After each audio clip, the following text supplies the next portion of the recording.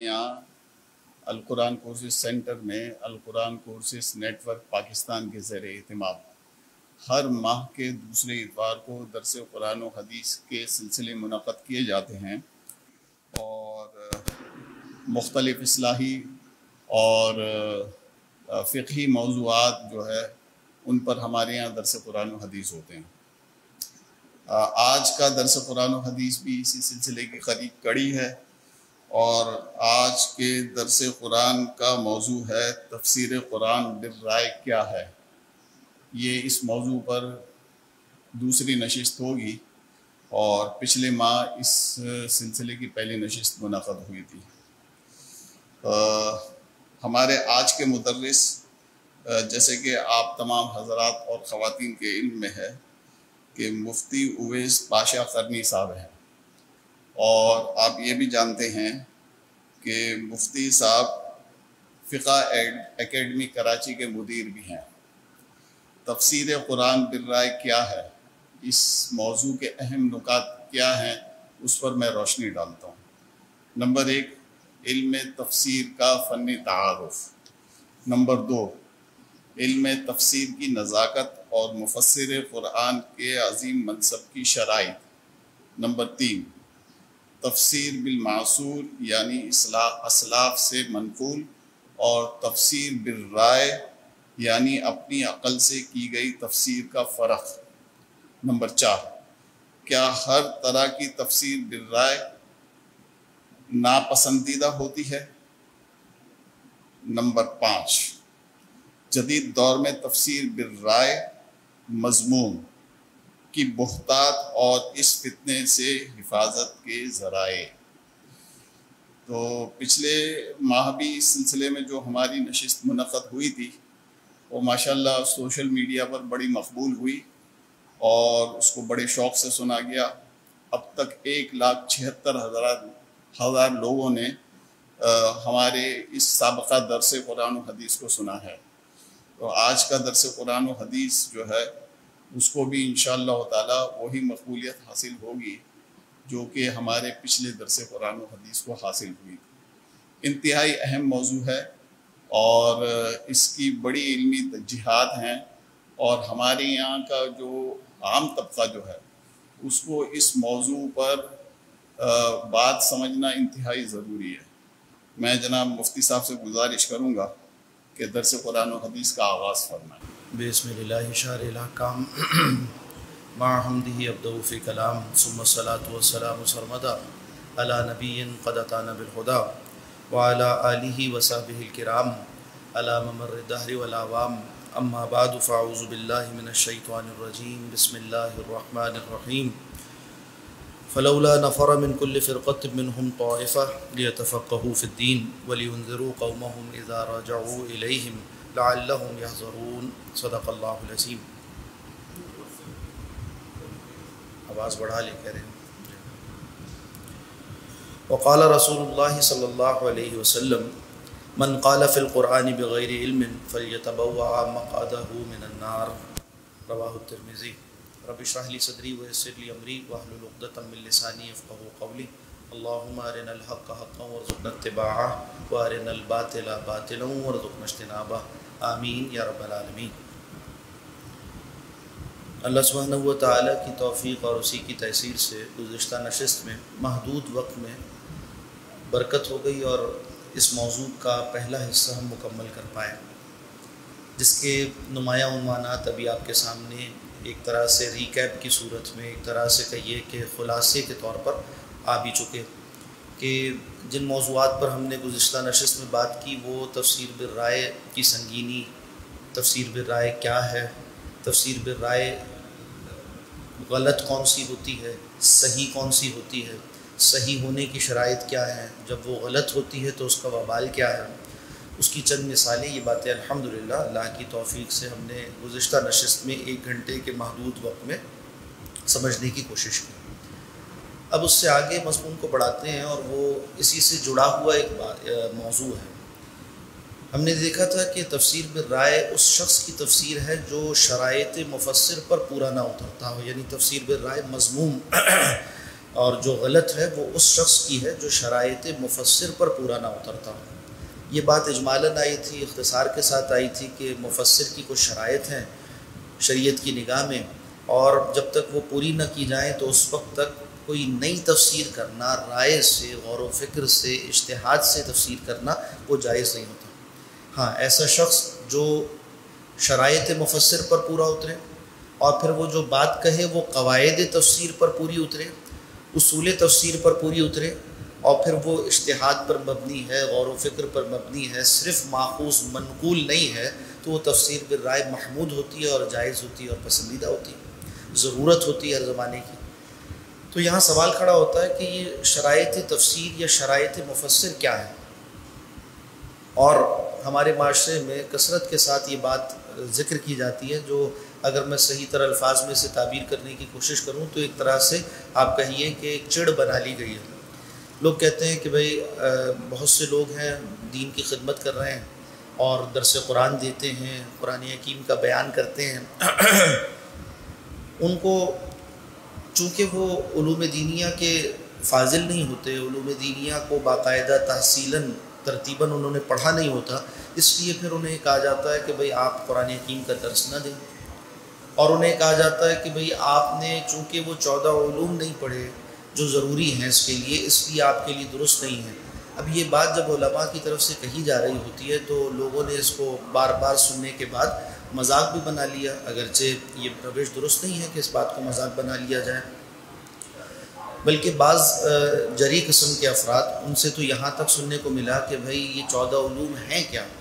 اور آج تک میں نے کئی لوگوں سے پوچھا، کوئی مجھے یہ نہیں بتا سکا کہ یہ 14 علوم ہیں کہاں اور ہوتے کہاں ہیں اور پڑھائے کہاں جاتے ہیں اور آئے کہاں سے ہیں، یہ تصور اسلام میں کہاں سے گیا؟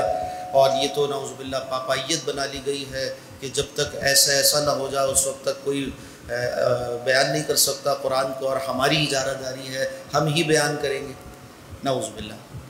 مگر آپ یہ باتیں دیکھتے ہیں کہ ایک طرح سے معاشرے میں زبازد عام بھی ہیں اور اسے ایک چڑ کی نوعیت میں بیان بھی کیا جاتا ہے کہ بار بار اس کو کہیں اس کی نفی میں اور کہیں اس کو بیان کر رہے ہوتے ہیں، جب اس بات کے اسبات کے لیے، سمجھانے کے لیے کہ بھئی یہ شرائط ہیں، تو اس سے بھی لوگ بات کو پورا نہیں لیتے، آدھی بات ہو پاتی ہے اس لیے کہ اس کی کچھ تفصیل ہے، اور وہ تفصیل قدر علمی نوعیت کی ہے جس کو سمجھنا اور سمجھانا اس کے لیے بھی کچھ علمی ماحول درکار ہے۔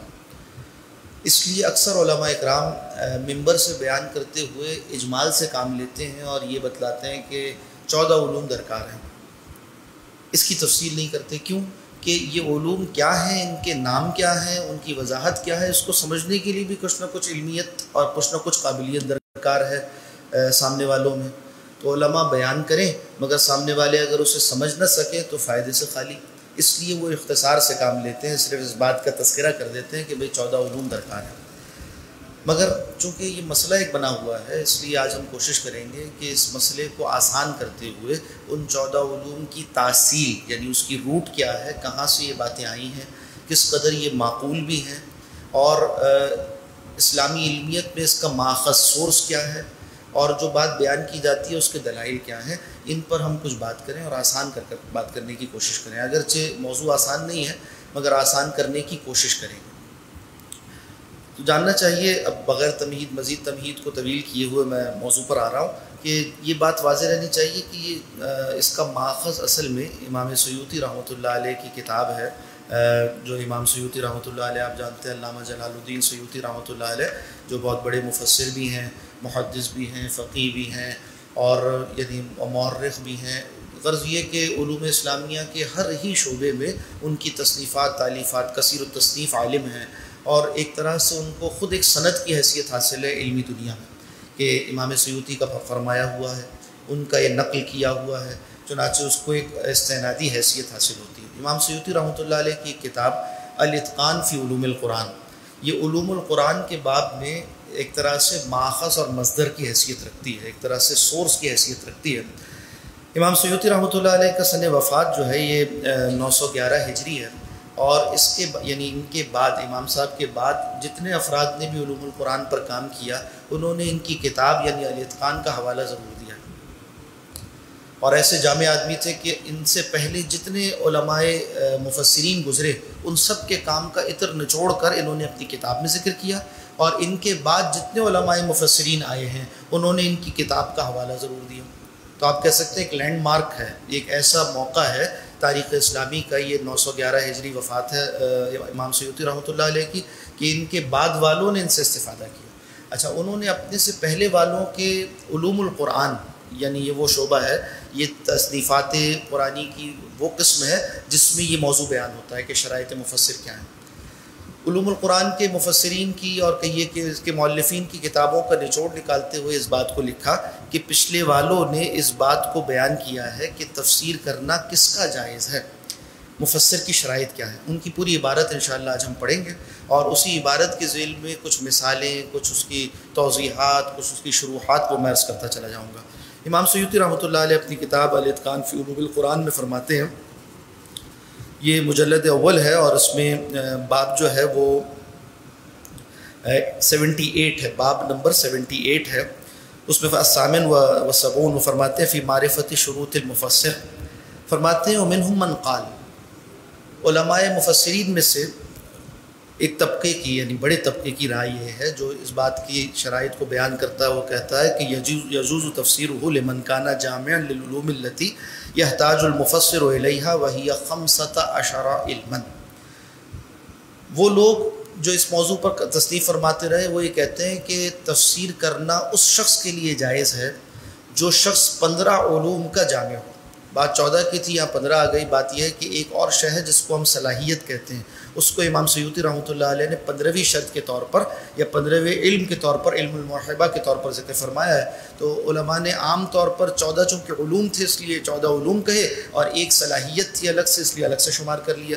امام صاحب نے 15 اس کو شمار کیا ہے۔ اس کو پہلے ہم دیکھ لیتے ہیں کہ عنوانات کیا ہیں، پھر ایک ایک پر آئیں گے اور اس کی کچھ تفصیل کریں گے۔ پہلی بات وہ کہتے ہیں کہ احدھا اللغہ، پہلا علم لغت کا علم ہے، یعنی عربی زبان کا علم۔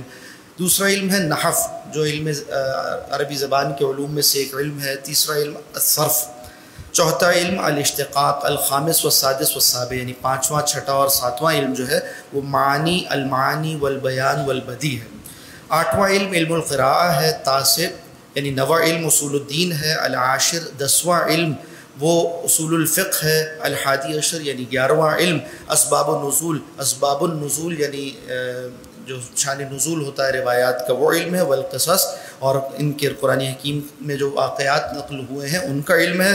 الثانی عشر، اور 12واں علم الناسخ والمنسوخ، ناسخ و منسوخ کا علم ہے۔ الثالث عشر الفقہ، 13واں علم فقہ کا علم ہے۔ الرابع عشر الاحادیث المبینہ، وہ روایات حدیث جو تفسیر قرآن کرتی ہیں، قرآن حکیم کے اجمال کا بیان کرتی ہیں، اس کی تفصیل کرتی ہیں، ان کا علم ہے۔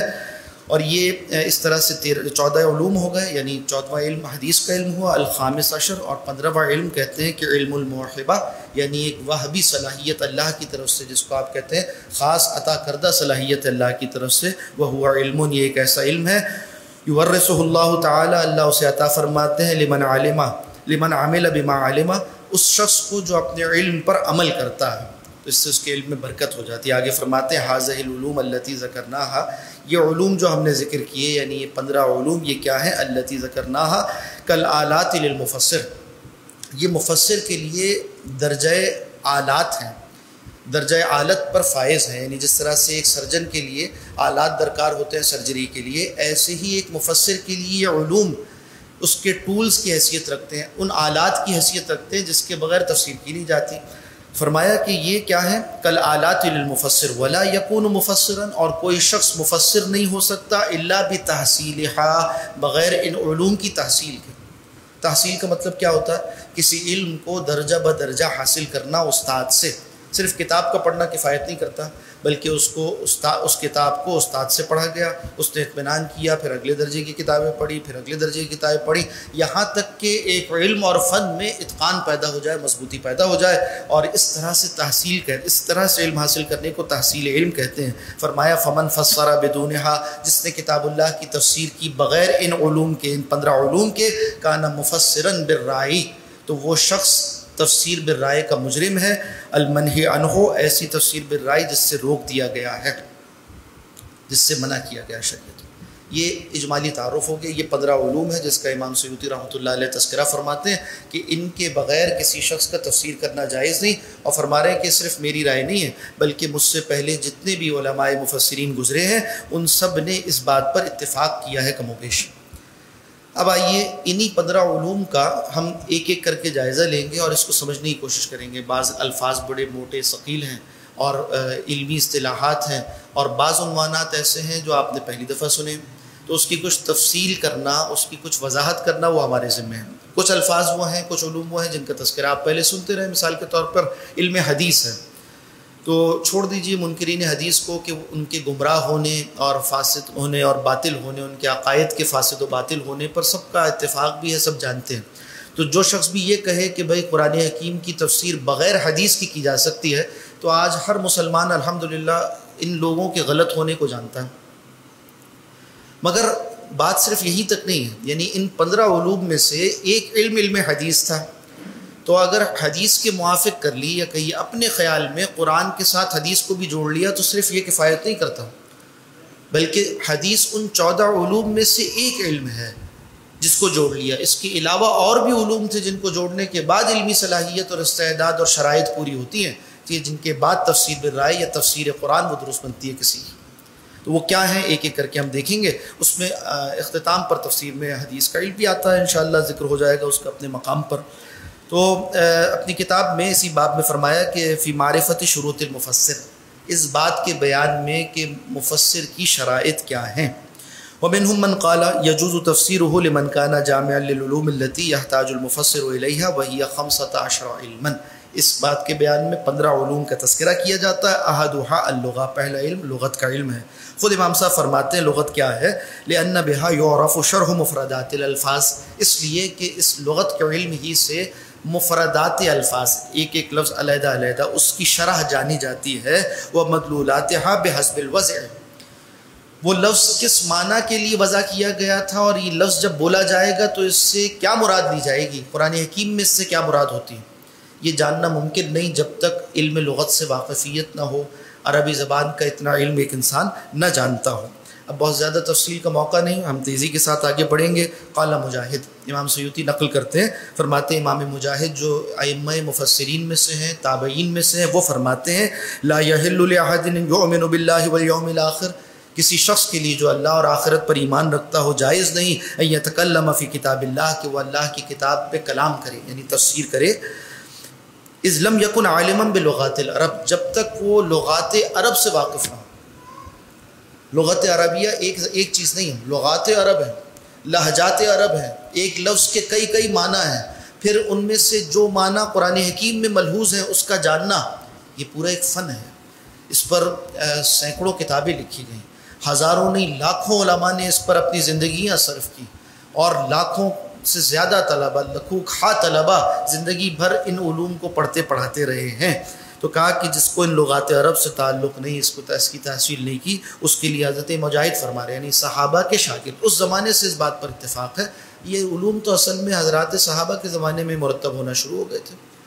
دور تدوین اگرچہ مابعد ہے مگر یہ سارے علوم دور صحابہ میں پائے جاتے ہیں. میں نے پچھلی نشست میں خود جناب رسالت مآب صلی اللہ علیہ وسلم کے عہد مبارک سے مثال عرض کی تھی کہ آپ صلی اللہ علیہ وسلم نے علوم کی رعایت کے بغیر تفسیر کرنے والے سے ناراضگی کا اظہار کیا.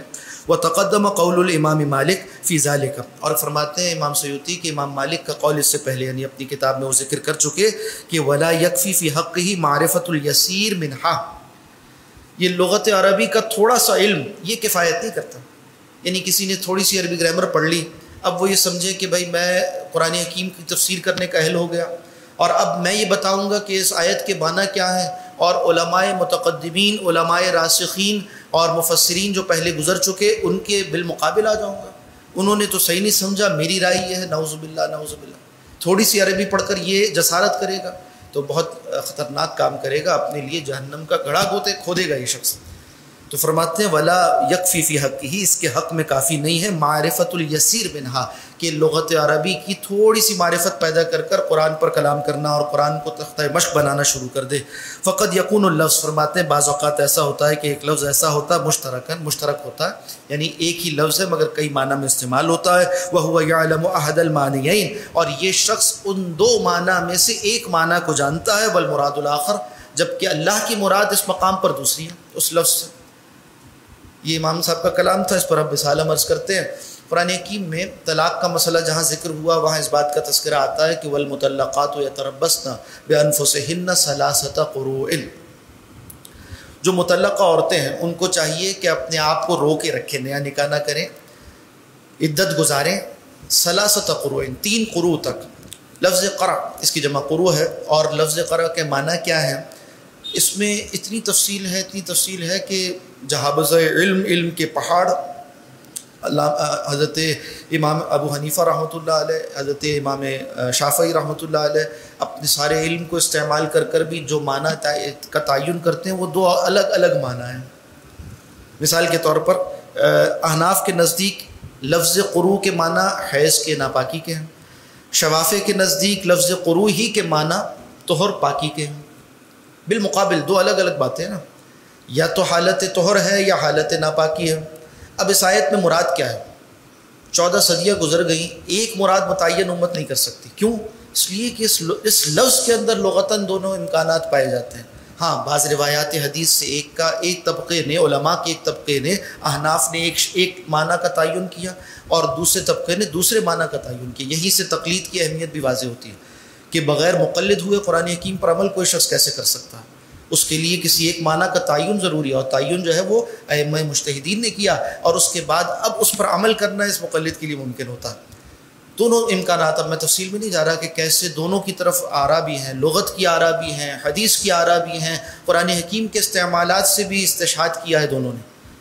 عرض کرنے کا مطلب کیا ہے کہ لفظ مشترک ہے، 2 معنی میں استعمال ہوتا تھا، اب یہاں علم کثیر درکار ہے تعین کرنے کے لیے، تھوڑے سے علم سے یہ کام ممکن نہیں ہے، تو 2 الگ الگ معنی کا تعین ہوا امت میں۔ آج کوئی ہلکے سے تھوڑے سے عربی کے علم کے ساتھ چاہے کہ وہ اس اختلاف کو ختم کر دے اور وہ کہے کہ میں تو یہ تو نعوذ باللہ سارے فرقے ہیں اور یہ تو ایسے مسالک ہیں جس نے آ کر قرآن و حدیث کو نقصان پہنچایا، میں کسی فرقے کو نہیں مانتا، مطلب میں کسی مسلک کو نہیں مانتا، اور اپنے تھوڑے سے علم سے نئی بات کرے تو نیا فرقہ ہی بنائے گا اور کچھ نہیں کرے گا، وہ بھی ایک فرقہ ہی بن جائے گا۔ باقی تو مسالک کے علمی تھے، یہ فرقہ ہے اس لیے کہ جہالت کی بنیاد پر ہے، وہ مسلک ہے درست ہے اس لیے کہ علم کی بنیاد پر ہے۔ بہرحال آگے دیکھیے، اسی طرح کچھ اور مثالیں دیکھ لیتے ہیں۔ قرآن حکیم میں لفظ عین استعمال ہوتا ہے۔ سورہ مومن کی آیت میں فرمایا کہ انصنع الفلک بأعیننا، حضرت نوح سے فرمایا کہ اے نوح آپ کشتی بنائیے ہماری نگاہوں میں، ہماری آنکھوں کے سامنے، یعنی ہماری نگاہوں میں۔ یہاں لفظ اعیننا استعمال ہوا۔ لفظ عین کی جمع جب اعین آتی ہے تو اس سے آنکھ مراد ہے، یعنی آنکھوں کے سامنے، نگاہوں کے سامنے۔ اور پھر عین بھی طرح طرح کے، یعنی ایک وہ جو آنکھوں سے دیکھنا ہے، ایک یہ ہے کہ نگرانی ہے۔ اسی طرح سے لفظ چشمہ کے معنی میں، یعنی جو پانی کا چشمہ ہوتا ہے، ان معنی میں بھی استعمال ہوتا ہے لفظ عین۔ اب دیکھیے نا، اردو میں بھی لفظ چشمہ ہم اینک کو بھی کہتے ہیں اور پانی کے چشمے کو بھی چشمہ کہتے ہیں۔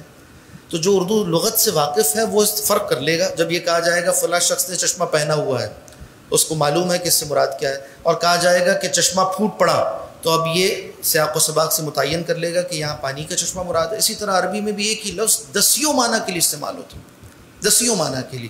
اب یہ دیکھیے، اسی طرح قرآن حکیم میں لفظ عین استعمال ہو رہا ہے سورہ شعراء میں چشمے کے معنی میں۔ فَأَخْرَجْنَا مِن جَنَّاتٍ وَعُيُونٍ، آل فرعون کو ہم نے ان کے چشموں سے اور ان کے باغات سے نکال باہر کیا، سب ان کی شاہی اور ان کے جو ٹھاٹ تھے وہ دھرے کے دھرے رہ گئے۔ اسی طرح دیکھیے لفظ عین جو ہے جاسوس کے معنی میں بھی لغت میں استعمال ہوتا ہے۔ کانا عینا لدولت اجنبیہ، یہ کسی اور ملک کا جاسوس ہے، لفظ عین جاسوس کے معنی میں بھی استعمال ہوتا ہے۔ اسی طرح سے سردار قوم کے معنی میں بھی استعمال ہوتا ہے کہ یہ ایک کتاب ہے علامہ ابن خلقان رحمۃ اللہ علیہ کی، اس کا نام ہے وفایات الاعیان۔ بڑے بڑے جو سردار گزرے ہیں ان کی تاریخ وفات، ان کا کچھ تبصرہ، ان کا تعین۔ سردار سے مراد ہر فن کا بھی بڑا ہے، قوم کے بڑے، فن کے بڑے مختلف۔ تو کتاب کا نام ہے وفایات الاعیان و انباء ابناء الزمان، مختلف بڑے بڑے. تو یہاں پر بھی لفظ عین استعمال ہوا کن معنی میں؟ اعیان کی جب جمع آئی تو مراد کیا ہے؟ سردار، بڑے لوگ. ایک ہی لفظ ہے، 4 معنی میں استعمال ہو گیا. کئی الفاظ ہیں قرآن حکیم کے جو کئی معنی میں استعمال ہوتے ہیں، متعین کرنے کے لیے علم کثیر درکار ہے. دوسرا علم الثانی النحو. امام صاحب فرماتے ہیں کہ النحو لأن المعنی یتغیر و یختلف باختلاف الاعراب فلا بد من اعتبارہ. کہ ایک لفظ، اب تو یہ تھا نا کہ لفظ کے معنی کئی تھے، مگر وہی لفظ اپنی ترکیب کلام میں مختلف انداز میں استعمال ہونے کی وجہ سے بھی معنی مختلف دیتا ہے. ترکیب کلام. اور علم نحو وہ علم ہے جو ترکیب کلام میں کون سا لفظ کس حال میں واقع ہوا، اس کے کیا یہاں معنی ہوں گے، اس کا تعین کرتا ہے. تو جب تک علم نحو سے واقف نہیں ہوگا تو کیسے تعین کرے گا معنی کا؟ فرماتے ہیں فَإِنَّ الرَّجُلَ يَقْرَأُ الْآيَةَ فَيَعْنِي بِوَجْهِهَا فَيَهْلِكُ فِيهَا. ایک شخص آیت پڑھتا ہے، علم نحو سے نابلد ہے یا تھوڑا بہت جانتا ہے، ایک معنی متعین کرتا ہے، غلط معنی متعین کرتا ہے کم علمی کی وجہ سے، ہلاک ہو جاتا ہے.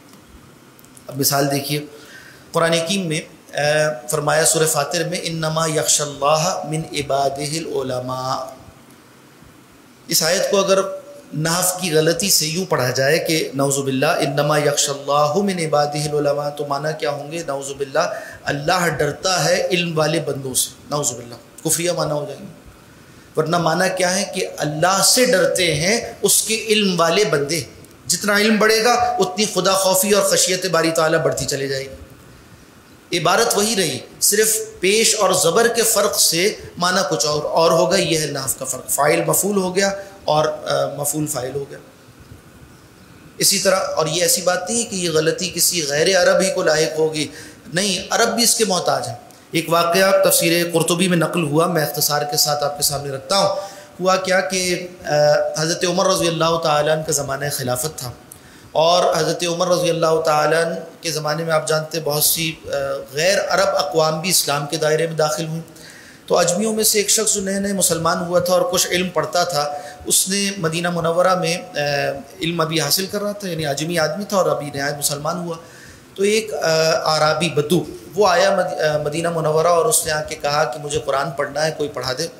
تو یہ شخص جو بھی طالب علم تھا اور تھوڑی بہت عجمی شخص، تھوڑی بہت اس نے عربی پڑھی تھی، اس نے کہا میں پڑھا دیتا ہوں، میں تو قرآن پڑھتا ہوں، روز سبق پڑھنے جاتا ہوں، تو میں پڑھا دوں گا.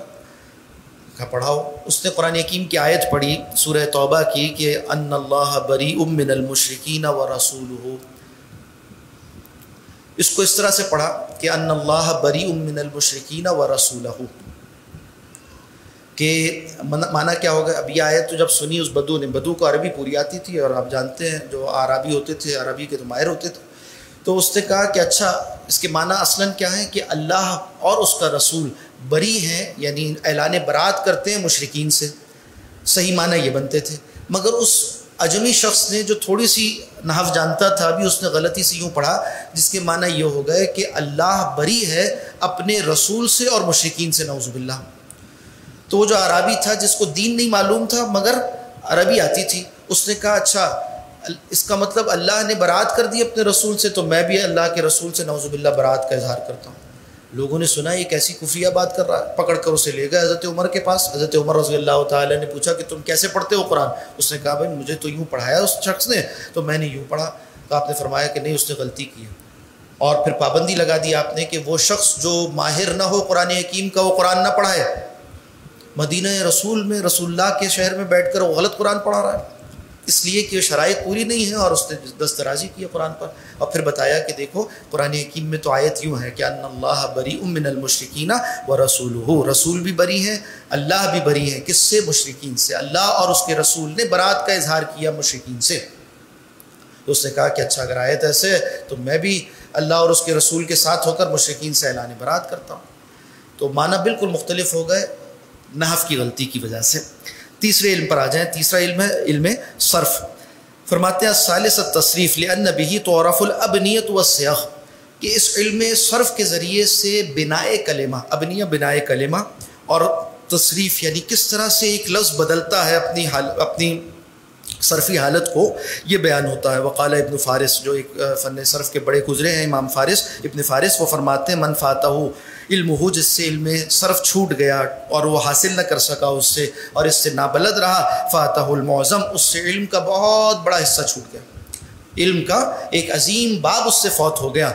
وقال زمخشری، امام زمخشری فرماتے ہیں من بدع التفاسیر، تفسیر کی بدعتوں میں سے، غلط تفسیروں میں سے ایک تفسیر یہ ہے، یہ بات ہم پچھلی نشست میں پڑھ چکے ہیں، قول من قال، جس شخص نے یوں تفسیر کی، ان الامام فی قولہ تعالی یوم ندعو کل اناس بامامہم جمع امن، جس نے کہا کہ اس آیت میں کہ یوم ندعو کل اناس بامامہم، کہ ہم روز قیامت بلائیں گے ہر شخص کو اس کی ماں کے نام سے مانا کیے، جس سے اس نے غلطی کی، اس لیے کہ اس نے امام کی جمع کی جمع امام بنا لی، حالانکہ یہ قاعدہ نہیں ہے۔ وَأَنَّ النَّاسَ يَدْعُونَ يَوْمَ الْقِيَامَةِ بِأُمَّهَاتِهِمْ دُونَ آبائِهِمْ، کہ لوگ پکارے جائیں گے اپنی ماؤں کے نام سے روز قیامت، اپنے باپ کے نام کو چھوڑ کر، یہ غلط بات ہے۔ فرمایا قَالَ هَذَا غلط أَوْجَبَهُ جَهْلُهُ بِالتَّصْرِيف، یہ غلطی اس کو اس لیے لاحق ہو گئی کہ یہ علم صرف نہیں جانتا تھا۔ فَإِنَّ أُمًّا، اس لیے کہ لفظ لا تجمع علی امام، یہ اس کی جمع امام کسی قاعدے سے نہیں آتی، اگر اسے علم صرف آتا تو اسے پتہ ہوتا کہ اس کی جمع یہ نہیں ہے۔ یہ ایک مثال ہو گئی، اسی طرح کی بہت سی غلطیاں لوگ کرتے ہیں۔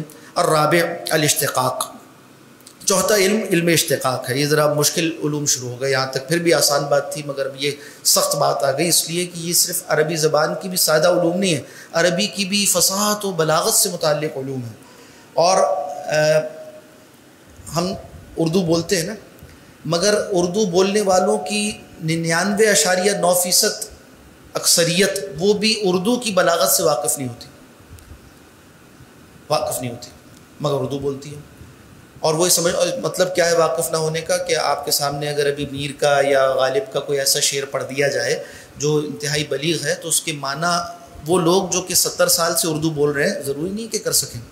کیوں؟ اس لیے کہ ادبا جو ادیب ہوتے ہیں وہ فصیح و بلیغ کلام کرتے ہیں، اور اس کے لیے جب تک آپ اس زبان کی بلاغت سے، علم بلاغت سے واقف نہیں ہیں تو سمجھ نہیں سکتے اسے۔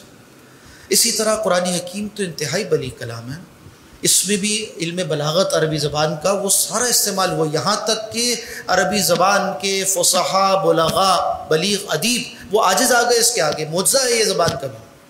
تو کیسے ممکن ہے کہ صرف تھوڑی بہت عربی جان لینے سے، یا صرف عرب ہونے کی وجہ سے، جو عام عرب لوگ بولتے ہیں اس کی وجہ سے، کوئی اس کو جاننے کی وجہ سے کوئی قرآن حکیم کو سمجھ لے؟ مکمل طور پر ممکن نہیں، بلکہ غلطی کرے گا۔ مثال اس کی چند چیزوں کی دیکھتے ہیں، جیسے علم الاشتقاق، فرمایا رابع الاشتقاق لأن الاسم اذا كان اشتقاقه من مادتين، فرماتے ہیں کہ علم اشتقاق کا مطلب کیا ہے؟ کسی چیز کو کہیں سے اخذ کرنا۔ مشتق کس سے ہے؟ ماخوذ کس سے ہے؟ ڈرائیوڈ کس سے ہے؟ وہ لفظ کس روٹ سے ڈریون ہے، کہاں سے لایا گیا ہے؟ من مادتین المختلفتین، ایک ہی لفظ دو مختلف مادوں سے مشتق ہوتا ہے، بعض اوقات اخذ کیا جاتا ہے۔ مادہ کیا ہے؟ وہ روٹ ورڈ جس سے عربی کے الفاظ بنتے ہیں، تو یہ مختلف مادوں سے ماخوذ ہے، اور مختلف مادوں کے معنی الگ الگ ہیں، بنی ہوئی صورت اس کی ایک ہے۔ اب فرق کیسے کرے گا؟ اختلاف المعنی باختلافہما کالمسیح هل هو من السیاحت او المسح، فرماتے ہیں امام صاحب کہ لفظ مسیح ہے، یہ سیاحت سے بھی ماخوذ ہو سکتا ہے اور مسح سے بھی ماخوذ ہو سکتا ہے۔ مسح کے معنی ہے ہاتھ کا پھیرنا، سیاحت کا مطلب ہے زمین میں سفر کرنا، اور حضرت مسیح علیہ السلام کے لیے ان دونوں ہی معنی سے لفظ ماخوذ ہوا ہے۔ تو یہ ایک مثال ہے کہ مادے الگ الگ، معنی الگ الگ، بنی ہوئی صورت ایک ہی ہے، اسم الفاعل ایک ہی بن رہا ہے، مسیح ہاتھ پھیرنے والا یا سیاحت کرنے والا۔ حضرت مسیح علیہ السلام ہاتھ پھیرتے تھے اور کوڑی کو اور اندھے کو صحت یاب کر دیتے تھے اللہ کے حکم سے، اور آپ سفر فرماتے تھے اور تبلیغ کرتے تھے دین کی، ساحل سمندر کے ساتھ ساتھ آپ نے سفر فرمائے، اس لیے بھی آپ کو مسیح کہا گیا۔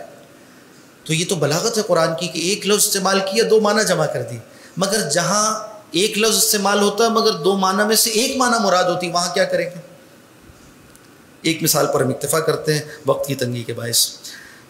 اسی طرح الخامس، فرماتے ہیں پانچواں علم ہے المعانی، یہ علم بلاغت کی 3 علوم میں سے ایک علم ہے، المعانی والبیان والبدیع، ان 3 علوم کو جمع کریں تو ایک علم بنتا ہے علم بلاغت۔ یہ سارے علوم جو ذکر کیے جا رہے ہیں یہ مدارس میں پڑھائے جاتے ہیں، پہلے درجے سے لے کر آخری درجے تک 8-10 سالوں پر پھیلا کر ان علوم پر، ایک ایک علم پر بعض اوقات 4 کتابیں، 5 کتابیں پڑھائی جاتی ہیں، اور 4 اور 5 اساتذہ سے طلبہ علم پہلے آسان کتاب اسی فن کی، پھر مشکل کتاب، پھر اس سے مشکل کتاب، پھر اس سے مشکل کتاب پڑھتے ہیں، اس کے باوجود بھی ضروری نہیں ہے ایک سال میں اگر 1 لاکھ آدمی عالم بن کر نکلتا ہے تو اس میں سے ہو سکتا ہے 10 آدمی ایسے ہوں جو کہ علوم کے ایسے ماہر ہوں کہ ان کو مفسر کہا جائے، اس لیے کہ وہ جو 15واں علم ہے نا، علم لیاقت موہبہ، اللہ کی طرف سے خاص صلاحیت دینا، بقیہ میں یہ صلاحیت ہو جاتی ہے کہ انہیں یہ سمجھ میں آ جاتا ہے کہ بھائی یہ بڑے علوم ہیں، شدھ بت پیدا ہو جاتی ہے۔ ورنہ ایسا تھوڑی ہوتا ہے کہ یونیورسٹی سے مثال کے طور پر اگر انگلش لینگویج میں ماسٹرز کرنے والے 10,000 آدمی ہیں تو وہ سارے زبان انگریزی کے ماہر ہو گئے، کیا ایسا ہوتا ہے؟ وہ ڈگری تو نہ لے لی، مگر ضروری نہیں ہے کہ اس زبان کی مہارت تامہ انہیں حاصل ہو گئی۔ تو تحصیل علم بھی ایک چیز ہے اور مہارت ایک الگ چیز ہے۔ بعض اوقات 50 سال پڑھانے کے باوجود ان علوم میں انسان اپنے آپ کو طالب علم سمجھتا ہے، اساتذہ فن وہ بھی اپنے آپ کو طالب علم کہتے ہیں، تو یہ اتنی گہرائی کے حامل علوم ہے۔ فرمایا الخامس علم معانی، 5واں علم علم معانی ہے۔ فرماتے ہیں لأنه يعرف به خواص ترکیب الکلام من جہت افادت المعنی، اس لیے کہ اس کے ذریعے سے ترکیب کلام کے خواص جانے جاتے ہیں۔ ترکیب کلام میں ترکیب کیسے ہے کسی لفظ کی، پہلے کیا لایا گیا، بعد کیا لایا گیا، اور اس سے کیا معنی مفید ہو رہے ہیں، افادت معنوی کیا ہے اس کی، اس سے کیا چیز سمجھ میں آ رہی ہے اور اللہ کیا سمجھانا چاہ رہے ہیں۔ بعض اوقات الفاظ مختلف ہوتے ہیں، جو معنی مطلوب ہوتے ہیں وہ مختلف ہو جاتے ہیں۔ ایک مثال اس کی بھی دیکھ لیتے ہیں، جیسے دیکھیے قرآن حکیم، اور اس کے اندر بڑے باریک پہلو ہوتے ہیں جو تفسیر میں نکات، لطائف، حقائق کو پیدا کر رہے ہوتے ہیں۔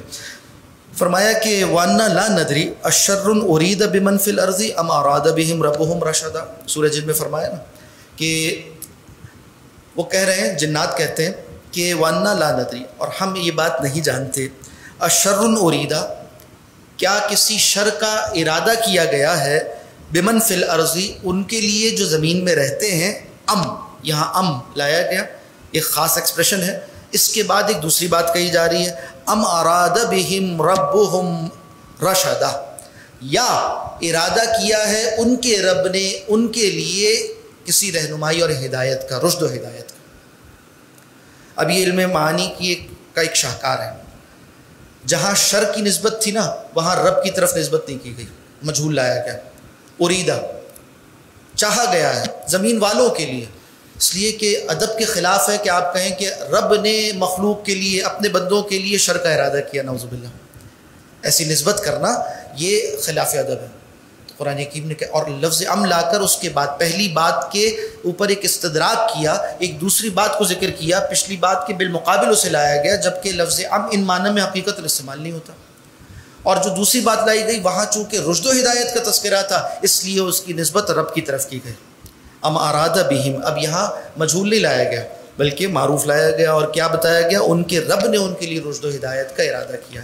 یعنی یہاں جنات یہ کہہ رہے ہیں کہ جب ہم نے دیکھا کہ آسمان میں پہرے لگا دیے گئے ہیں تو ہمیں یہ خیال ہوا کہ شاید وحی نبوت نازل ہو رہی ہے، اور ہم ابھی چونکہ کسی نبی تک یعنی رسول اللہ صلی اللہ علیہ وسلم کی مجلس تک نہیں پہنچے تھے، اس لیے ہمیں یہ خیال ہوا، ہم نے کہا کہ شاید ان کے ساتھ زمین والوں کے ساتھ کسی شر کا ارادہ کیا گیا، یعنی عذاب نازل ہو رہا ہے تب بھی ایسے پہرے لگتے ہیں، یا یہ ہو سکتا ہے کہ ان کے رب نے ان کے لیے ہدایت کا یعنی نبوت کا اظہار کیا ہے، یعنی رسول اللہ صلی اللہ علیہ وسلم کی بعثت جو موعود تھی وہ ہو چکی ہے۔ بڑے معنی ہیں مگر صرف ایک لفظ کے ساتھ لا کر سب کو واضح کر دیا گیا، یہ علم معنی کا خاصہ ہے۔ السادس البیان، خواصہا، فرماتے ہیں من حیث اختلافہا بحسب وضوح الدلالت و خفائہا، علم بیان میں ایک لفظ کو استعمال کیا جاتا ہے، بعض اوقات کہیں اس کے معنی کو واضح کرنے کے لیے لفظ غائب کر دیا جاتا ہے اور معنی واضح کیے جاتے ہیں، اور بعض اوقات لفظ ظاہر کر کر معنی چھپا لیے جاتے ہیں۔ دیکھیے بعض باتیں ایسی ہیں کہ ہر مجلس میں نہیں کی جا سکتی، جنسی امور ہیں اور وہ ایک حقیقت ہے انسان کی زندگی کی، قرآن حکیم ان کی بھی تعلیم کرتا ہے، مگر اس شائستگی کے ساتھ، اس خوبصورتی کے ساتھ کہ آپ کسی مجمع میں جہاں ہر طرح کے آپ کے رشتے ناتے والے بیٹھے ہوں، ہر عمر کے لوگ ہوں، خواتین بھی ہوں، مرد بھی ہوں، وہاں قرآن حکیم بیان کر سکتے ہیں۔ کیوں کہ جن امور کو پوشیدگی کے ساتھ بیان کرنا ہے قرآن حکیم بہت سے الفاظ استعمال کر کر بھی ان کی پوشیدگی برقرار رکھتا ہے، اور بعض اوقات کسی بات کو بہت کھولنا ہوتا ہے، بہت ہی مختصر الفاظ میں اسے قرآن حکیم کھول بھی دیتا ہے۔ کیسے؟ یہ ہے بلاغت، زبان کی بلاغت، جس سے قرآن حکیم نے بے پناہ استعمال کیا، اللہ کا کلام ہے، قادر مطلق ہے وہ۔ اب کہاں کیا ہو رہا ہے یہ سمجھنے کے لیے عربی کے ان علوم کی شدت ضروری ہے نا، معرفت ضروری ہے۔ مثال کے طور پر ایک مثال ہم دیکھ لیتے ہیں یہاں پر کہ علم بیان کی ایک مثال کہ قرآن حکیم کہتا ہے کہ وَخْفِضْ لَهُمَا جَنَاحَ الذُّلِّ مِنَ الرَّحْمَةِ، والدین کے ساتھ تمہارا رویہ کیسا ہونا چاہیے؟ فرمایا، میں لفظی ترجمہ کرتا ہوں، وَخْفِضْ، اور جھکا لیا کرو، لَهُمَا، ان دونوں کے لیے، جناح الذُّلِّ، عاجزی کے پر، من الرحمہ، رحمت میں سے۔ سمجھ میں آئی کوئی بات؟ عجیب سی ہو گئی بات، بامعنی نہیں رہی۔ کیوں لفظی ترجمہ کیا ہے؟ اس لیے کہ لفظی ترجمہ استعارے کا، تشبیہ کا، بلیغ عبارت کا، مثال کا نہیں کیا جا سکتا۔ ہاں، اب اسی کا بامحاورہ ترجمہ ہم کرتے ہیں۔ مثال کے طور پر وہ یوں ہوگا کہ مفہوماً کہ والدین کے سامنے عاجزی و انکساری کے ساتھ اپنے کندھے جھکائے رکھا کرو۔ تو اب بات سمجھ میں آ گئی۔ اچھا، صرف کندھے جھکانا ہی مراد نہیں ہے، کندھا جھکانا اردو کا محاورہ ہے، اس معنی میں کہ جو وہ کہیں ان کی اطاعت کرو، بات مانو، ادب سے پیش آؤ، اور عاجزی ان کے ساری اختیار کرو، خدمت کرو۔ ان ساری باتوں کے لیے اردو کا محاورہ کندھے جھکانا استعمال کر لیا۔ اب یہاں لفظ پر استعمال ہو رہا ہے، کندھے نہیں ہو رہے، اور ذلت کیا معنی ہے یہاں پر؟ تو علم بیان میں یہاں کیا کیا کہ پرندے کے پر ہوتے ہیں نا، اس سے یہاں پر ایک طرح سے استعارہ کیا۔ استعارہ ایک قسم ہے علم بیان کی، اس کو استعمال کیا۔ استعارہ یہاں پر مکنیہ استعمال ہوا، یہ بھی اس کی استعارے کی قسموں میں سے ایک قسم ہے، وہ استعمال کیا۔ اور اس میں کیا کیا بتایا کہ دیکھو جیسے پرندہ اس کے پاس پر ہوتے ہیں، وہ اڑ سکتا ہے، اڑنے والا قابو میں نہیں آتا، اور جس کے پر کاٹ دیے جائیں یا پر جوڑ لے تو قابو میں آ جاتا ہے، قید ہو جاتا ہے۔ یہاں بتایا گیا کہ تم اڑ سکتے ہو، کل کو چھوٹے تھے اور والدین کے تابع تھے، انہوں نے تم پر شفقت کی، رحمت کی، اب وہ کمزور ہو گئے اور تم توانا ہو گئے ہو، اڑ سکتے ہو، ان معنی میں کہ نافرمانی کر سکتے ہو، عدم اطاعت کر سکتے ہو، قوت ہے تمہاری، مگر نہ کرو۔ جیسے پرندہ اگر خود پر ڈال دے، اسی طرح تمہیں چاہیے کہ اطاعت اختیار کر لو، ایسے ہو جاؤ گویا کہ تم نے اپنے پر جھکا لیے ہیں، پر ڈال دیے ہیں اور ان کی بات مان رہے ہو۔ اسی طرح اس پر بات کی جائے تو صرف 1 گھنٹہ اس آیت کے استعارے کو کھولنے پر صرف ہو سکتا ہے۔ قرآن حکیم سے استعمال کر رہا ہے، کس قسم کا استعارہ ہے اس کی، اور اتنی باریک قسمیں ہیں، 12 قسمیں استعارے کی، کون سی قسم یہاں استعمال ہوئی، کس کے بالمقابل ہوئی، اس کا تعین کرنے کے لیے جب تک علم بیان سے واقفیت نہ ہو تو کیسے کیا جا سکتا ہے۔ آگے آ جائیے، السابع، 7واں علم البدی، فرماتے ہیں اس میں کیا ہوتا ہے؟ وجوہ تحسین الکلام، کلام کو خوبصورت بنانا، یہ ہے علم بدی۔ بدی کلام یعنی چمکتا ہوا کلام، روشن کلام، اور دلکش کلام، دیدہ زیب کلام ہو جاتا ہے۔ کیسے ہوتا ہے؟ طرح طرح سے ہوتا ہے، اس میں بہت سی اقسام ہیں۔ ہم یہاں پر ایک مثال دیکھ لیتے ہیں علم بدی کی۔ بعض اوقات کیا ہوتا ہے کہ بالمقابل چیزیں لائی جاتی ہیں، ایک ترتیب ہے، اس میں کہیں ایک لفظ لایا گیا جو مراد تھا، اس کے بالمقابل اس کے متضاد لفظ کو بھی ذکر کیا جاتا ہے، تاکہ تقابل سے، کمپیریزن سے، ایک چیز کا آپس میں، ایک چیز کو دوسرے سے کمپیئر کرنے سے کسی حقیقت کو کھول دیا جائے۔ جیسے کئی مثالیں ہیں قرآن حکیم میں اس کی، جا بجائے یہ طریقہ استعمال ہوتا ہے۔ ایک مثال لیتے ہیں، فرمایا فَلْيَضْحَكُوا قَلِيلًا وَلْيَبْكُوا كَثِيرًا۔ اشرار کو، مجرمین کو، برے لوگوں کو چاہیے کہ فَلْيَضْحَكُوا قَلِيلًا، تھوڑا ہنسا کریں، وَلْيَبْكُوا كَثِيرًا، اور روئے، زیادہ رویا کریں۔ اب مراد یہ تو نہیں ہے کہ نا جو مجرم ہے وہ کم ہنسے اور روئے زیادہ۔ مراد کیا ہے؟ مراد یہ ہے کہ سیدھے ہو جاؤ، تم غلط چل رہے ہو۔ جیسے اردو میں آپ کسی کو دھمکی لگاتے ہوئے بات کہیں نا کہ اب تو تمہارے رونے کے دن آ گئے ہیں، تو مراد کیا ہے؟ رونا نہیں، مطلب یہ ہے کہ تمہاری ساری عیاشیاں بند ہو گئی ہیں، اب تم پر سختیاں ہوں گی، تم قید و بند کی صعوبتوں سے گزرو گے، اور تمہارا جو ہے وہ تمہیں لگ پتہ جائے گا۔ اب لگ پتہ جانا محاورہ ہے نا اردو کا۔ ہم اردو میں بھی جب گفتگو کرتے ہیں تو سارے محاورے استعمال کر رہے ہوتے ہیں، چونکہ بچپن سے ہم نے سنے ہوئے ہیں، اس لیے معنی منتقل ہو جاتے ہیں، کہنے والا کیا کہہ رہا، سننے والا کیا کہہ رہا، بات جڑ جاتی ہے۔ فَلْيَبْكُوا كَثِيرًا، زیادہ روئیں، فَلْيَضْحَكُوا قَلِيلًا، تھوڑا سا ہنسیں۔ کیا مراد ہے؟ تقابل لایا گیا دونوں کا، یعنی ان کی حرکتیں ایسی نہیں ہیں کہ ان کو سہولت میں رکھا جائے، آسائش میں رکھا جائے کہ یہ خوش و خرم رہیں اور ہنستے رہیں، بلکہ ان کی حرکتیں ایسی ہیں کہ ان کو ان کے کیے کا جب صلہ ملے گا تو روئیں گے صرف، اور کچھ نہیں ہوگا۔ تو ایک دھمکی آمیز کلام ہے، مگر اسلوب کتنا خوبصورت ہے، کتنا خوبصورت ہے۔ قرآن حکیم میں اللہ سبحانہ و تعالیٰ اپنی جلالت شان کے ساتھ اپنے مقام رفیع سے کلام فرما رہے، اور شاہانہ کلام کا جو اسلوب ہو سکتا ہے، بادشاہوں کا جو انداز ہوتا ہے، اللہ تو بادشاہوں کے بادشاہ ہیں، فرما رہے ہیں مجرموں کو چاہیے کہ تھوڑا ہنسیں اور روئیں زیادہ۔ بہت کچھ سمجھا دیا، مگر اس کے سمجھ اب یہاں پر اگر کوئی لفظی معنی لے کر سمجھے کہ حکم یہ دیا جا رہا ہے کہ یہ کرنے کا کام ہے، اور اس کو حکم شرع بنا لیا جائے، امر ہے، اور امر کا مطلب یہ ہے کہ واجب ہے، تو مشرکوں کو چاہیے اور مسلمانوں کو چاہیے کہ وہ یہ ان سے کام کروائیں کہ انہیں رلائیں، یہ کوئی مراد ہی نہیں یہاں پر۔ تو جو ظاہر کلام کی مراد ہے اس سے ہٹ کر ایک دوسری مراد ہے اس کلام میں۔ یہ معلوم کیسے ہوا؟ ایسے ہوا کہ علم بدی یہاں پر استعمال ہوا ہے۔ چند اور مثالیں دیکھتے ہیں، بعض مشکل ہیں بعض آسان ہیں۔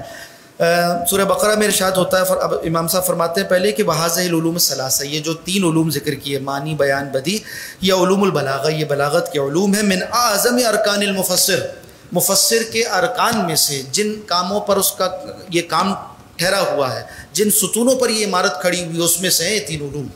بہت مشکل ہے، فرمایا اس کے بڑے عظیم ارکان میں سے ہے۔ مثال دیکھیے، وَأُشْرِبُوا فِي قُلُوبِهِمُ الْعِجْلَ، فرعونیوں کے بارے میں فرمایا کہ ان کے دلوں میں، لفظی ترجمہ ہوگا وَأُشْرِبُوا، پلا دیا گیا، فی قلوبہم، ان کے دلوں میں، العجل، بچڑا۔ بچڑا تو پلایا نہیں جاتا، تو یہاں پر محذوف ہے حب العجل، بچڑے کی محبت پلا دی گئی، اور محبت بھی پلائی نہیں جاتی، مشروب پلایا جاتا ہے۔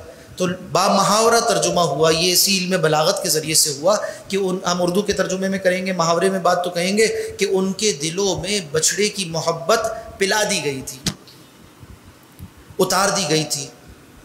کیا ہوا؟ لفظی ترجمہ کچھ اور ہے، با محاورہ ترجمہ کچھ اور ہو گیا اس علم بلاغت کے استعمال سے، مراد کیا ہے کچھ اور ہو گئی۔ وَاسْأَلِ الْقَرْيَةَ، فرمایا کہ پوچھ لیجئے بستی سے۔ بستی بولتی ہے؟ بستی تو نہیں بولتی، تو یہاں ایک لفظ حذف کر دیا گیا، اومیشن ہے، اومٹ کر دیا گیا، نکال دیا گیا، اور نکالنے میں ایک بلاغت ہے۔ وہ کیا ہے؟ وَاسْأَلْ أَهْلَ قَرْيَةَ، پوچھ لیجئے بستی والوں سے۔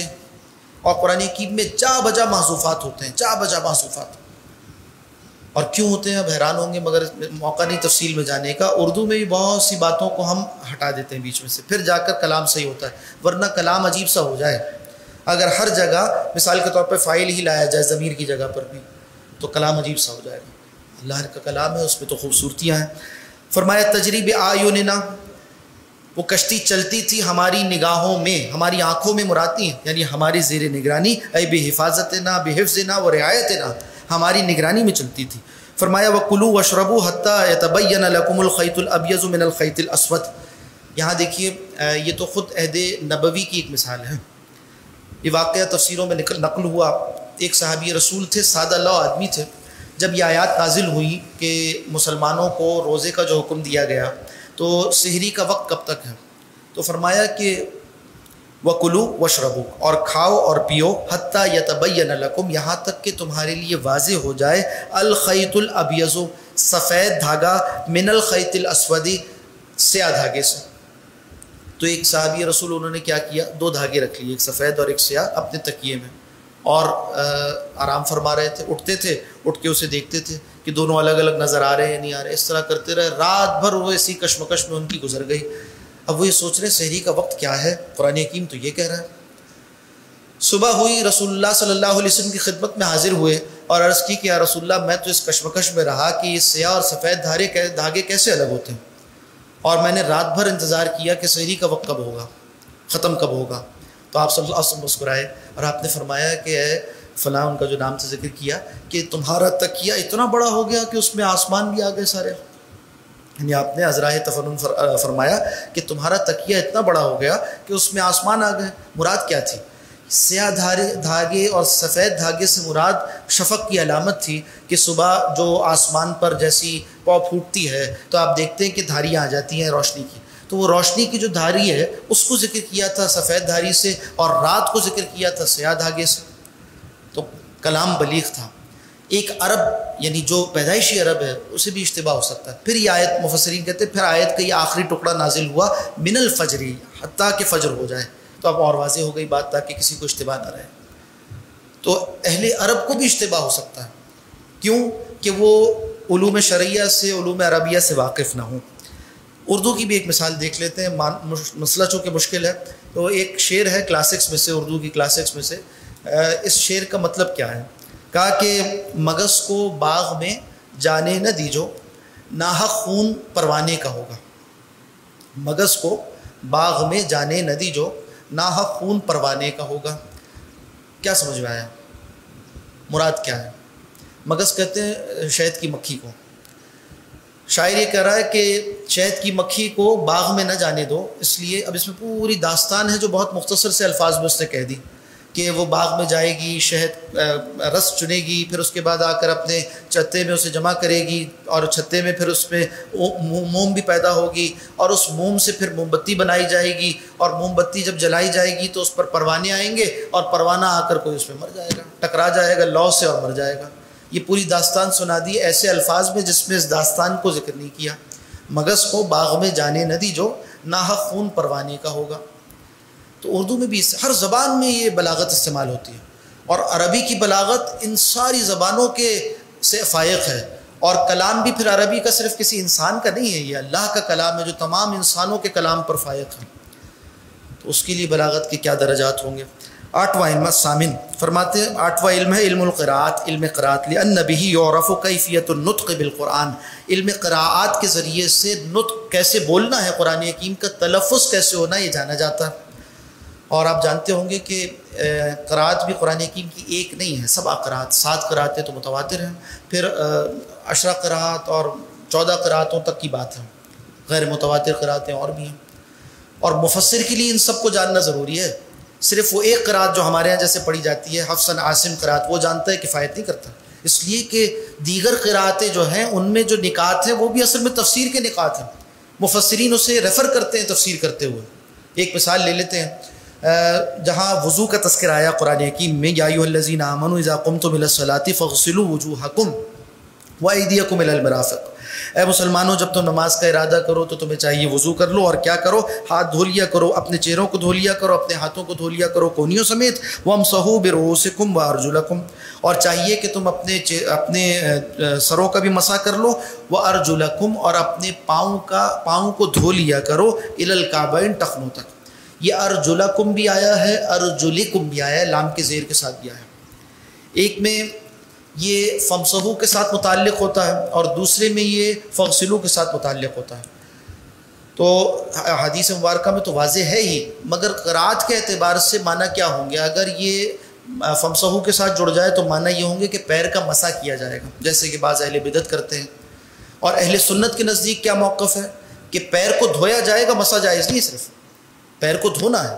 اہل سنت کا طریقہ، اہل سنت والجماعت کا اس پر اتفاق ہے کہ وضو نہیں ہوگا جب تک آپ پیر دھوئیں گے نہیں. کیسے؟ حدیث سے بھی آئی یہ بات، مگر قرات سے بھی معلوم ہوئی. لام پر زبر ہے یا زیر ہے، اس سے متعلق ہو رہا ہے. اب یہ قراتوں کے جاننے سے احکام بھی مختلف ہو جاتے ہیں، اور تفسیر کے لیے تو ناگزیر علم ہے یہ اپنی جگہ. التاسع، 9واں علم. وقت ہمارے پاس مختصر ہے، تیزی کے ساتھ چلتے ہیں. التاسع، 9واں علم فرماتے ہیں اصول الدین. 9واں علم اصول الدین ہے. اصول الدین سے کیا مراد ہے؟ علم عقیدہ، علم الکلام، عقیدے کا علم، علم العقائد. فرمایا بما فی القرآن من الآیات الدالہ بظاہرها علی ما لا یجوز علی اللہ تعالی، اس لیے کہ قرآن حکیم میں بعض آیات ایسی ہیں جس کا ظاہر ایسی بات کی طرف دلالت کرتا ہے جس کو اللہ کے لیے، دلالت کرتا ہے سے مراد واضح کرتا ہے، جس کو اللہ کے لیے مان لینا جائز نہیں ہے. الفاظ کے ظاہر میں ایسی بات ہے، ظاہر میں، جس کو اگر آپ لٹرل معنی میں، اس کے ڈکشنری والے میننگز میں، اس کے سادے معنی میں لیں گے، لغوی معنی میں لیں گے تو ناجائز معنی ہو جائیں گے.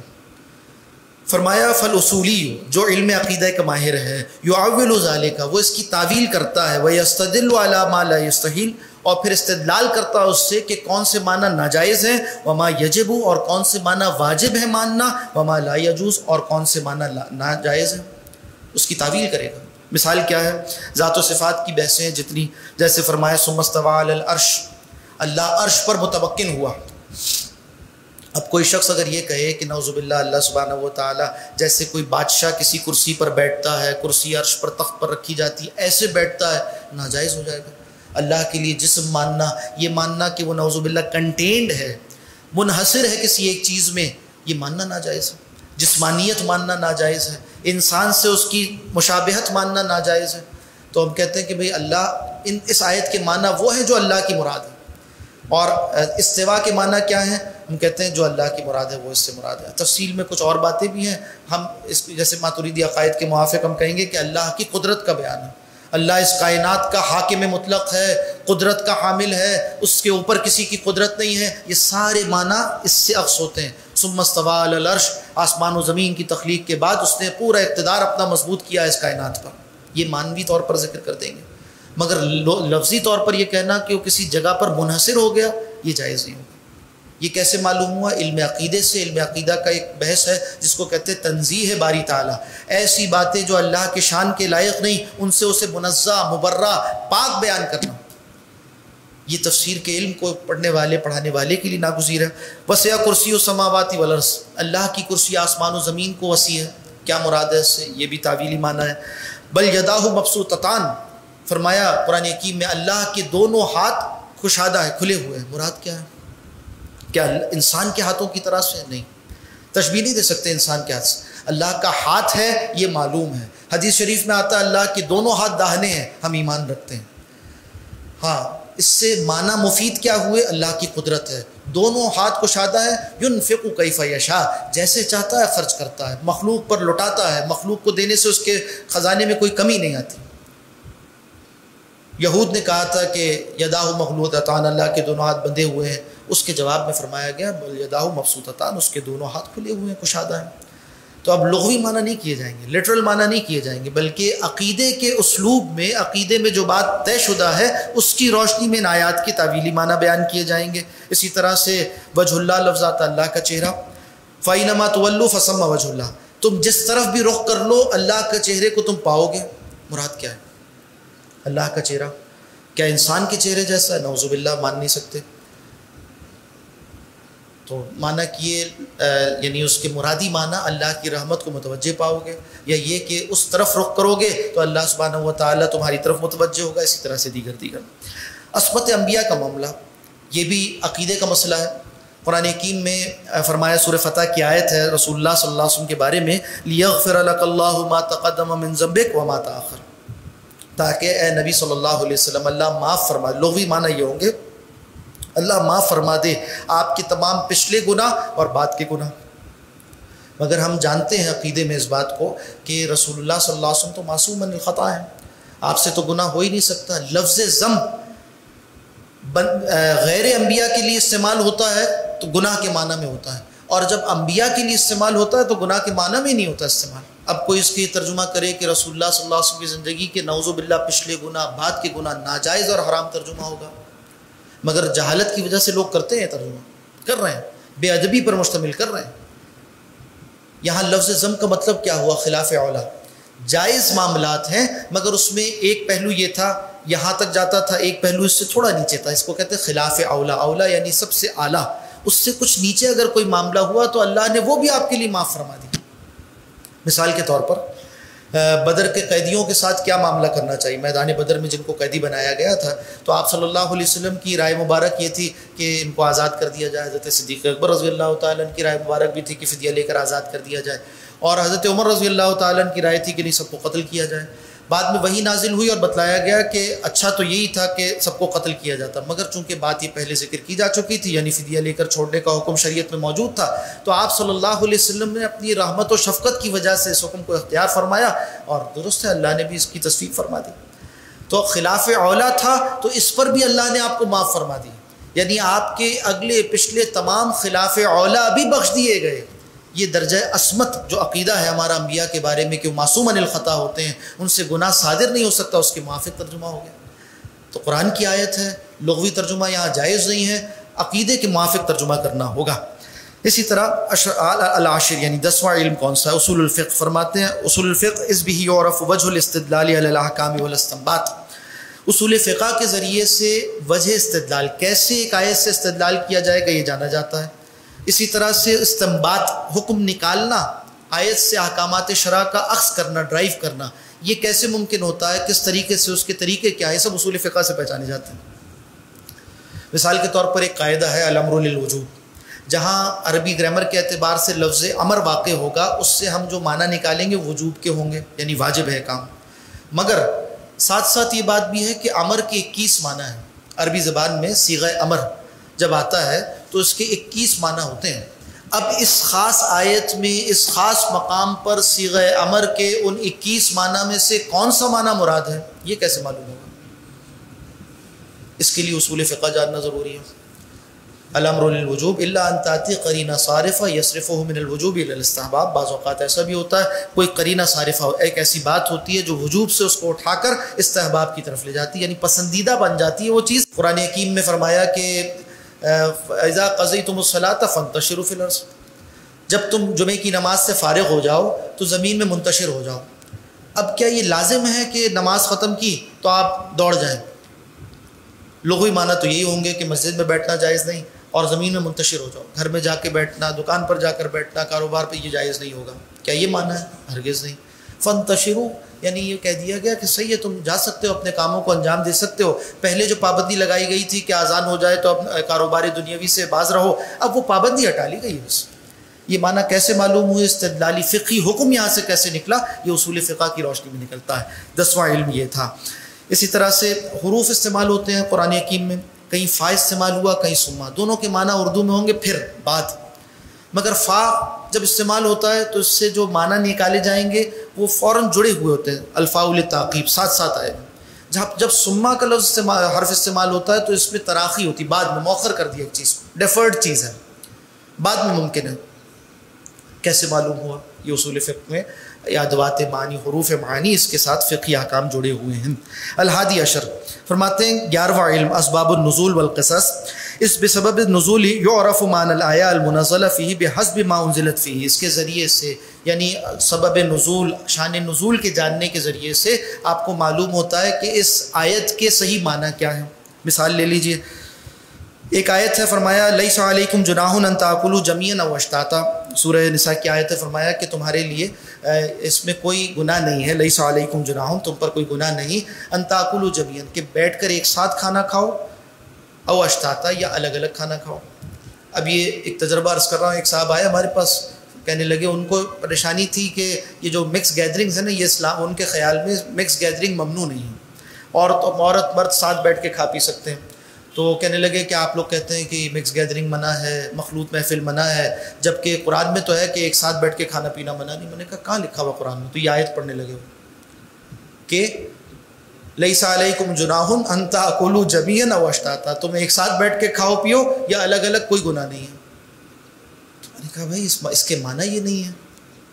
اب دیکھیے اس آیت کا شان نزول کیا ہے، واضح ہو جائے گی بات. وہ کیا ہے کہ جب مسلمان رسول اللہ صلی اللہ علیہ وسلم کے ساتھ سفر جہاد پر جاتے تھے تو پیچھے اپنے گھروں کی حفاظت کے لیے اپنی چابیاں دے جاتے تھے اپنے دوست احباب کو جو رکے ہوئے ہوتے تھے. بعض وہ افراد ہیں جو نابینا ہیں، بعض وہ ہیں جو کہ معذور ہیں، ان سے کہتے تھے کہ گھر میں جو کچھ ہے نا تم کھا پی سکتے ہو، چابیاں تمہارے پاس ہیں، گھر میں داخل بھی ہو سکتے ہو، گھر خالی ہے اور جو رکھا ہوا ہے کھا پی سکتے ہو. مگر وہ لوگ استعمال نہیں کرتے تھے. حضرت عائشہ اس کا شاید نزول بیان فرماتی ہیں رضی اللہ تعالی عنہ کہ وہ اصحاب رسول جو پیچھے رہتے تھے عذر والے، وہ استعمال نہیں کرتے تھے. کیوں؟ کہتے تھے کہ انہوں نے ہمیں اجازت تو دی ہے مگر دل کی رضامندی سے نہیں دی ہے، اس لیے ہم استعمال نہیں کر رہے. تو اللہ نے یہ آیت نازل کر دیا اور فرمایا کہ بھئی ان کے ساتھ ان کے گھروں میں جا کے تب جب تم کھانا کھا سکتے ہو تو اس کے علاوہ جب وہ موجود نہیں ہے تب بھی کھا سکتے ہو. یعنی وہ جو معذور افراد تھے ان کو اصحاب رسول اپنے ساتھ کھانے میں شریک کرتے تھے کہ نابینا ہے، کھانا ہمارے گھر کھا لیا کریں. اب خود جہاد پر چلے گئے تو پیچھے والے کے کھانے کا انتظام کیا ہوگا؟ تو کہہ کر جاتے تھے یہ چابیاں ہیں ہمارے پیچھے بھی آیا کرو اور آ کر جو غلہ گھر میں موجود ہے استعمال کر لو. وہ استعمال نہیں کرتے تھے، حرج میں آتے تھے. اس پس منظر میں یہ آیت نازل ہوئی کہ ساتھ بیٹھ کے بھی کھا سکتے تھے، ان کی غیر موجودگی میں بھی کھا سکتے. اب ہمارے ایک بھائی نے کیا استدلال کر لیا اس سے ناواقفیت کی وجہ سے کہ مکس گیدرنگ جائز ہو گئی، حالانکہ اس آیت میں یہ کہا نہیں جا رہا. کیا ہوا؟ شان نزول کے نہ جاننے کی وجہ سے ایک جہالت لاحق ہو گئی. تو یہ ضروری علم ہے. آگے بڑھتے ہیں، مزید علوم کیا ہے. فرمایا ثانی عشر 12واں علم الناسخ والمنسوخ، ناسخ و منسوخ کا علم. یہ بھی بہت اہم علم ہے کہ لیعلم، تاکہ جان لیا جائے المحکم من غیرہ، کون سی آیات محکم ہے، کس کا حکم باقی ہے اور کون سی منسوخ ہو چکی ہیں. ناسخ و منسوخ کی بھی کئی اقسام ہیں، ہم صرف ایک مثال دے کر بات آگے بڑھائیں گے. قرآن حکیم میں ذکر ہوتا ہے وصیت کے احکامات کا، اور اس میں فرمایا گیا حقاً علی المتقین، تم میں سے کوئی مال چھوڑ کر جا رہا ہو تو موت سے پہلے اسے چاہیے وصیت کر دے، اور یہ متقین پر واجب ہے، لازم ہے یا حق ہے، ضروری ہے۔ آیت موجود ہے، آج بھی آپ آیت قرآن حکیم میں پڑھتے ہیں اور وہاں یہ لکھا ہوا نہیں ہے کہ آیت کا حکم منسوخ ہو گیا ہے، مگر یہ آیت کا حکم منسوخ ہے دوسری آیات سے۔ جب اللہ نے وراثت کے احکام نازل کر دیے، رسول اللہ صلی اللہ علیہ وسلم نے فرمایا کہ ان اللہ، ترمذی شریف کی روایت ہے، ان اللہ اعطى لكل ذی حق حقہ فلا وصیۃ لوارث، اللہ نے تمام حق والوں کو ان کا حق ادا کر دیا، اب کسی وارث کے لیے وصیت کرنا جائز نہیں، فلا وصیۃ لوارث۔ اب غیر وارث کے لیے مال کے 1/3 میں وصیت کی جا سکتی ہے، جائز کام کی، وارث کے لیے وصیت نہیں کی جا سکتی، مگر آیت میں لکھا ہوا ہے کہ متقین کے لیے لازم ہے کہ وصیت کریں۔ تو آیت ہے موجود، پڑھی جاتی ہے، تلاوت کرنے پر ثواب ہے، مگر اس کے حکم پر عمل کرنا جائز نہیں ہے۔ کیوں؟ اس لیے کہ منسوخ۔ ایک طویل باب ہے کہ قرآن میں کیوں ناسخ و منسوخ ہوتے ہیں، مگر ہوتے ہیں۔ اسی طرح سے اور بھی بہت سے مقامات ہیں، بعض علماء نے 19 آیات، بعض نے 5 آیات ایسی متعین کی ہیں کہ وہ منسوخ ہیں، اور بعض نے 500 آیات تک پر تذکرہ کیا ہے کہ اس میں جزوی طور پر نسخ واقع ہوا ہے۔ آپ جانتے ہیں کہ حکم کا ماخذ صرف قرآن نہیں، ادلہ اربع، 4 بنیادی دلائل ہیں، ورنہ اس کے ساتھ اور دلائل طبی ہیں، اس کے تابع اور بھی دلائل ہیں، مگر قرآن، سنت، اجماع، قیاس، یہ 4 بنیادی ماخذات ہیں، سورسز ہیں، جہاں سے حکم شرع لیا جاتا ہے اور پھر فتویٰ دیا جاتا ہے کہ یہ کرنے کا کام ہے، آپ یہ عمل کریں تو ایسا، یا آپ نے کیا تو اس کا یہ حکم ہے۔ جو فقہ و فتوے کا علم ہے، اس کے ماخذات 4 ہیں، قرآن، حدیث، اجماع، قیاس۔ قرآن، سنت، اجماع، قیاس۔ قرآن حکیم ان 4 میں سے ایک ہے۔ اب اگر کوئی شخص صرف ایک حکم لے لے قرآن سے تو باقی چیزیں فوت ہو جائیں گی، باقی ماخذات فوت ہو جائیں گے اور حکم ہمیشہ غلط ہوگا اس کا۔ جیسے وراثت کے احکامات ہیں، یہ تو قرآن حکیم کا معجزہ ہے کہ 4 سے 5 آیات میں قانون وراثت کے سارے اصول بیان کر دیے، معجزہ ہے قرآن کا۔ مگر ایٹ لارج اگر آپ دیکھیں تو کل احکامات وراثت کا کہ یہ 10% بھی نہیں بنتا، باقی 90% تو احادیث مبارکہ اور اجماع و قیاس میں واضح ہوا ہے۔ اب یہ 100% سامنے ہوگا تو حکم واضح ہوگا نا۔ کوئی شخص اگر صرف قرآن پڑھ کر چاہے کہ میں حکم وراثت نکال لوں یا قرآن حکیم کے ترجمے سے وراثت کے احکام سمجھ لوں، صرف قرآن سامنے رکھے گا تو گمراہ ہو جائے گا۔ اس لیے کہ اجماع ہے کیا وہ بھی دیکھنا ہے، سنت ہے کیا وہ بھی دیکھنا ہے، اور کون سے احکامات قیاس و استنباط سے واضح کیے گئے وہ بھی دیکھنے ضروری ہیں۔ ان سب کے مجموعے سے بات واضح ہوتی ہے، اور اس کے مجموعے کا نام فقہ ہے، یعنی مدون علم ہے، مرتب علم ہے، تمام دائیں بائیں کی باتوں کو، ناسخ و منسوخ کو، اسباب نزول کو سامنے رکھ کر ایک مسئلے پر ایک حکم واضح کیا گیا۔ تو مفسر کے لیے فقیہ ہونا بھی لازمی ہے، مفسر کے لیے فقیہ ہونا بھی لازمی ہے، وہاں سے اس کو جوڑ لے۔ 14واں علم کون سا ہے؟ الرابع عشر، 14واں علم احادیث کا علم ہے۔ فرماتے ہیں الاحادیث المبینہ للتفسیر المجمل والمبہم، تاکہ مجمل اور مبہم کی تفسیر کر سکے۔ قرآن حکیم میں ایک بات آئی ہے مگر تفصیل اس کی سمجھ عمل نہیں کیا جا سکتا جب تک حدیث کو نہ جوڑا جائے۔ آسان مثال دیکھتے ہیں، فرمایا چور کے ہاتھ کاٹو، السارق والسارقۃ فاقطعوا ایدیہما، ہاتھ تو یہاں سے بھی کاٹا، انگلیاں بھی کاٹی جا سکتی ہے، کلائی سے بھی، کونی سے بھی اور کندھے سے بھی۔ کون سا ہاتھ کاٹیں، کتنا کاٹیں، کیا مراد ہے اللہ کی؟ لکھا ہوا تو نہیں ہے قرآن حکیم میں، حدیث میں آیا ہے۔ آپ نے فرمایا ثم امر بقطعہ من المفصل، کلائی سے کاٹنا ہے، اس کا تذکرہ حدیث میں آ گیا، اب حکم واضح ہو گیا۔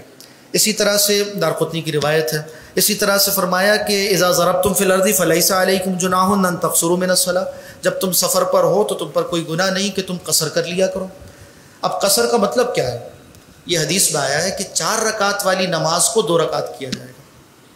حضرت ابن عمر فرماتے ہیں کہ صحبت رسول اللہ صلی اللہ علیہ وسلم فکان لا یزید فی السفر علی الرکعتین، آپ سفر میں رسول اللہ صلی اللہ علیہ وسلم 4 رکعت کو 2 رکعت پڑھا کرتے تھے، 2 سے زیادہ نہیں پڑھتے تھے۔ مراد کیا ہے کہ قصر کا مطلب یہ ہوا، آیت میں جو قصر کا حکم تھا اس کا مطلب یہ ہوا کہ 4 کو 2 پڑھا جائے گا، واضح ہو گیا۔ اور بھی احکام ہے، اسی طرح سے حدیث نہ جوڑی جائے تو حکم واضح نہیں ہوتا۔ 5واں علم فرماتے ہیں کہ الخامس عشر علم الموہبہ، یعنی وہبی علم، تحفہ جو اللہ کی طرف سے، اللہ کی طرف سے تحفہ کیا ہے؟ فرمایا کہ علم الموہبہ ہوا علم یورثہ اللہ تعالی لمن عمل بما علم، اللہ یہ علم اس کو عطا فرماتے ہیں جو اپنے علم پر عمل کرتا ہے۔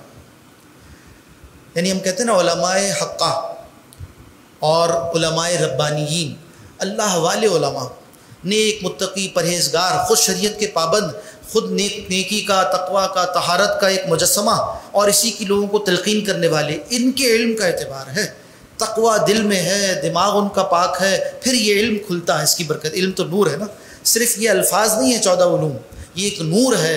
جب ان الفاظ پر ایک شخص عمل کرتا ہے، اللہ اس کے دل میں وہ نور عطا فرماتے ہیں۔ اس نور سے جب وہ قرآن حکیم کی تفسیر کرتا ہے تو وہ تفسیر ایک اعلیٰ تفسیر، مراد باری تعالیٰ کے موافق تفسیر، اور امت کے لیے ایک سرمایہ علم بن جاتی ہے۔ تو کہا کہ یہ علم اس کو عطا ہوتا ہے۔ وَإِلَيْهِ الْإِشَارَةُ بِحَدِيثٍ مَنْ عَمِلَ بِمَا عَلِمَ وَرَّثَهُ اللَّهُ عِلْمَ مَا لَمْ يَعْلَمْ، جیسا کہ ایک حدیث میں ذکر آیا کہ جس نے اس علم پر عمل کیا جو اس کو دیا گیا تھا، اللہ اس کو وارث بنا دیتے ہیں اس علم کا جو وہ نہیں جانتا۔ پھر قرآن حکیم کی جب وہ تفسیر بے رائے کرتا ہے تو محمود ہوتی ہے نہ کہ مذموم۔ فرمایا وَلَا يَكُونُ فَهَذِهِ الْعُلُومُ، دہرا لیتے ہیں بات کو، یہ علوم ہیں وہ 15 علوم ذکرناها جن کا ہم نے تذکرہ کیا، کل آلات المفسر، یہ مفسر کے لیے آلات کے یعنی ٹولز کی مانند ہیں۔ وَلَا يَكُونُ مُفَسِّرًا، اور کوئی شخص مفسر نہیں ہو سکتا إِلَّا بِتَحْصِيلِهَا، بغیر ان علوم کو باقاعدہ حاصل کیے ہوئے۔ فَمَنْ فَسَّرَ بِدُونِهَا، جس نے قرآن حکیم کی تفسیر کی بغیر ان کے، كَانَ مُفَسِّرًا بِالرَّأْيِ، تو وہ مفسر رائے کے ساتھ تفسیر کرنے والا ہوا، المنہی عنہ، جس سے روکا گیا تھا، منع کیا گیا تھا۔ اللہ سبحانہ وتعالی ہم سب کی حفاظت فرمائے، ہمیں صحیح علم کا وارث بنائے اور صحیح عمل کرنے والا بنا دے، اور قرآن حکیم کے باب میں اللہ ہمیں ہر طرح کی رسوائی سے محفوظ فرما دے۔ اقول قولی ھذا واستغفر اللہ لی ولکم ولسائر المسلمین والمسلمات۔ سوالات آئے ہیں؟ جی بارک اللہ۔ سوال یہ ہے کہ کیا ان 14 علوم کا نہ جاننے والا تفسیر قرآن نہیں کر سکتا؟ دیکھیے، ایک ہے تفسیر جینون تفسیر، اوریجنلی تفسیر کرنا، یہ تو نہیں کر سکتا، صاف جواب ہے۔ ہاں ایک بات ہے کہ ایک ہے تفسیر کرنا اور ایک ہے تفسیر نقل کرنا۔ تفسیر نقل کرنا ایک دوسری چیز ہے۔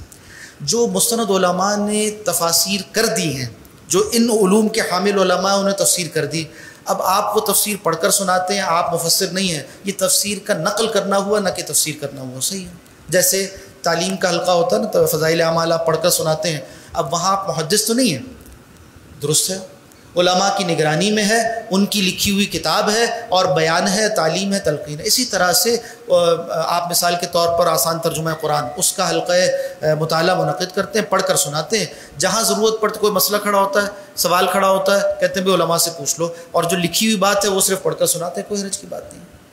یہ دعوت کا کام ہے، یہ تفسیر نہیں ہے، یہ نقل تفسیر ہے اور دعوت ہے، تبلیغ ہے، یہ ہر آدمی کر سکتا ہے، پڑھ کر سنانا ہے، مگر فتویٰ نہ دے، مسئلہ نہ بتائے، اور رائے قائم نہ کرے، رائے زنی نہ کرے۔